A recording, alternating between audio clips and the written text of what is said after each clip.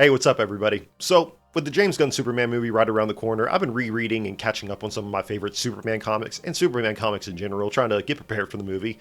And I figured I'd make a video talking about what I think are three of the most quintessential Superman stories, and a few of the Superman stories that most inspired the new movie from what I've heard and from what I've seen in the new trailer. And I thought, if you've never read Superman before, or if you wanted to brush up on some more Superman, reread these, I think these would be a great place to start. It'll get you hyped for the movie, see what inspired the movie, get you prepared. And, I think these are all really, like I said, quintessential Superman stories. Really is showing off what is at the heart of the character and the world of the character.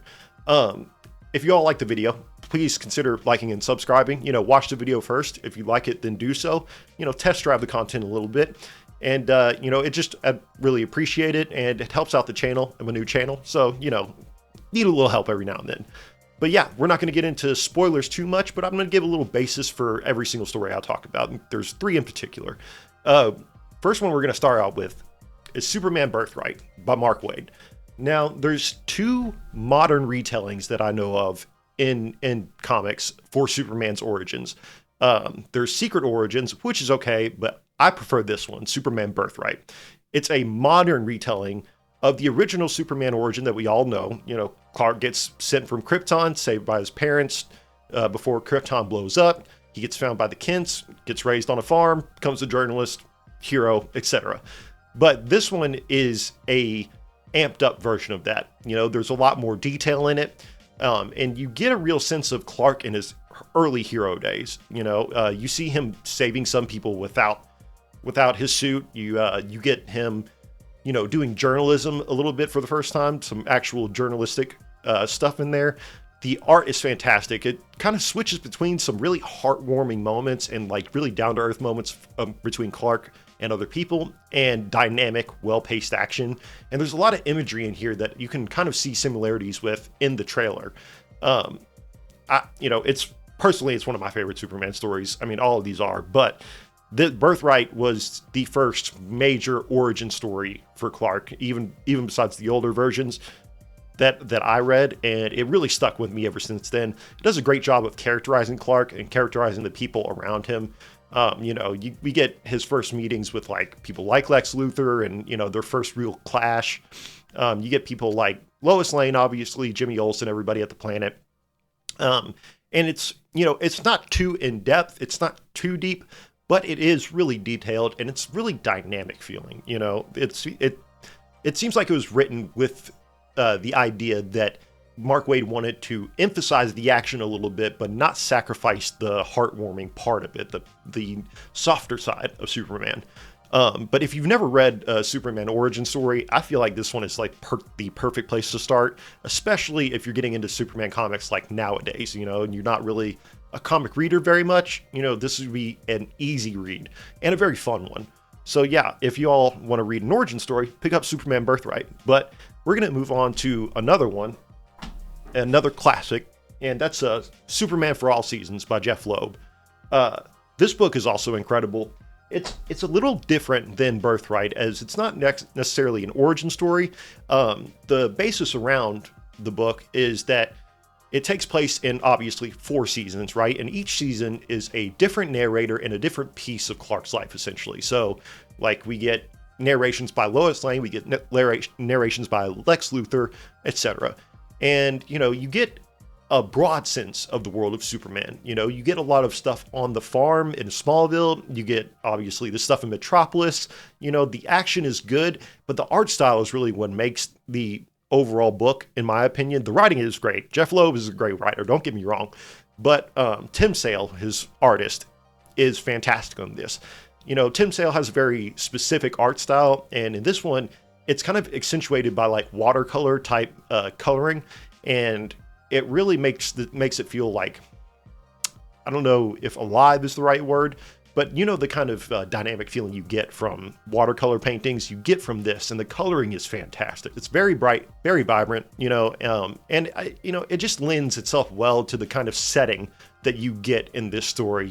When it needs to be, it's very poppy. When it needs to be, it's very somber kind of feeling, a little more muted colors. You get a real good sense of the setting through the art in this. And it's it's a more like kind of, I don't want to say slice of life Superman story, but you kind of get the gist of what the people around him think, which is pretty different for a Superman story. I mean, you know what people think of Superman necessarily, but you don't really get details in depth like that too often. You know exactly what Lex Luthor thinks about him and why he thinks it in depth, or how Lois Lane thinks of him, you know, in depth, you know, from her perspective, from his perspective. You know, it's like looking at Superman from the outside, which I think is a really, really cool thing to do. And like I said, if you want a more like kind of not slow necessarily, but a little bit more of a down to earth read, I guess would be maybe the term I'd use. You know, a little more like relatable read, I guess you could say. Superman for All Seasons is a fantastic pick.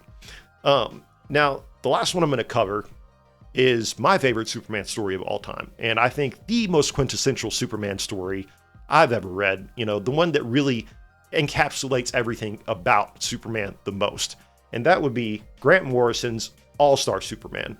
This book is incredible. It's incredible. Now, All-Star Superman is a bit different in that it's a kind of its own story. It's not really in mainline stuff. You know, it's not really, I mean, none of these are really mainline necessarily, but it's a DC Black Label story. You know, it's very encapsulated in itself. And what it does is, the premise is that Lex Luthor tricks Superman into basically overloading his cells with solar radiation, and it effectively gives him cancer. So the book takes place over basically Superman's last days on Earth, or what he thinks is going to be his last days on Earth.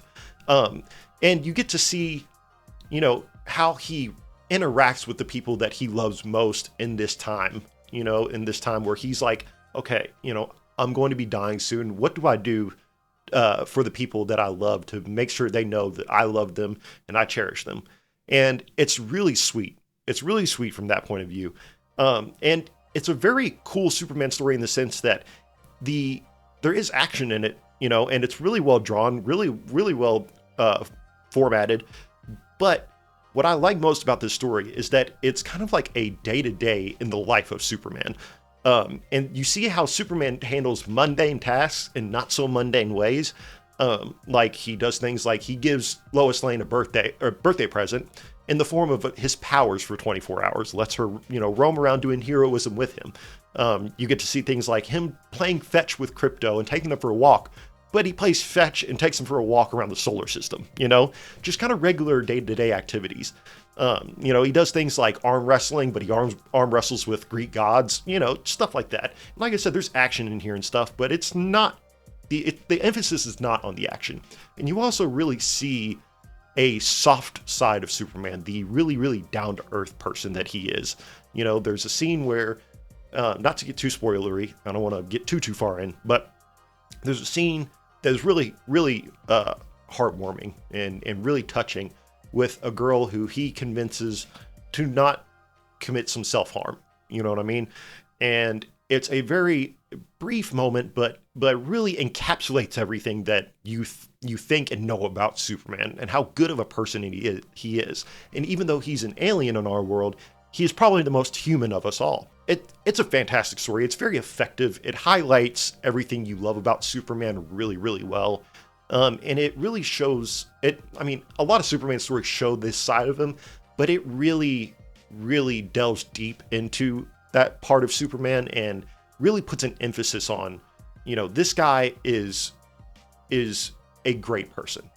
He's fantastic. He's wants to help everybody. He wants to save everybody, and he wants to do so with a smile on his face, you know. And it shows that, like, even though to him he's doing normal things, to us the stuff that he's doing seems insane. It seems epic, you know. But to him, these are just regular day-to-day activities, or, you know, they're tasks that he does every day, you know, things that he does all the time. And, you know, like I said, there's battles, there's action, but that's not the crux of the story, you know. And I think it really highlights everything you would want out of a Superman story. It's really, really great. And I would recommend that. I think that's, like I said, I've used the word quintessential a few times. I think that is the most quintessential Superman story there is. It's my personal favorite. And it's also the one that James Gunn has highlighted the most from what I've seen, in inspiration for the new Superman movie. So yeah, those are the three Superman stories. I didn't want to get into spoilers too much just because, I want you all to read them. I mean, they're great books. I don't want to spoil it all for you so you don't have to go read it. If you want to read them, you definitely should, and if you really want to get caught up on Superman, there's a lot of good Superman stuff going on right now in DC Comics, and and it really, I think from what I've seen, the James Gunn movie looks like it's going to be incredible. James Gunn really gets Superman as a whole, and really he gets heroes as a whole. I should say, and I think he's got a pretty flawless track record in my opinion. I love the Guardians movies. I love the Suicide Squad. I love Peacemaker. I like Creature Commandos a lot. Like, he's just got a pretty great track record when it comes to hero movies, and it seems like he's really downplaying his humor a little bit. The humor you would find in a Suicide Squad or a Guardians movie. And it seems like he's making it a little more serious, but also vibrant, hopeful. The things you want from a Superman movie. Not necessarily the more dour Snyder version that we got, the past decade or so. And don't get me wrong, I'm actually a pretty big fan of the Snyder version. I think it's different. I don't think it's necessarily classic Superman necessarily, but I didn't have as much of a problem with it as most people did, but I'm kind of like that. So, but this I see as being like possibly the defining Superman since the 70s. This guy is, this new Superman movie looks like it will help us all believe that a man can fly again, and that's really what you want out of a Superman story. You want to be lost in it. You want to believe that he could come out of the screen and save you, and you want to believe that he's a real person doing so. You know what I mean? So I appreciate you all sitting here talking with me, hanging out, getting my takes and my opinions and recommendations. And like I said, if you could like, subscribe, comment, that'd be great. If you want me to cover anything in particular, that'd also be great. Let me know and I will cover it. I got a lot of free time lately. So yeah, I appreciate it, guys. Have a good one.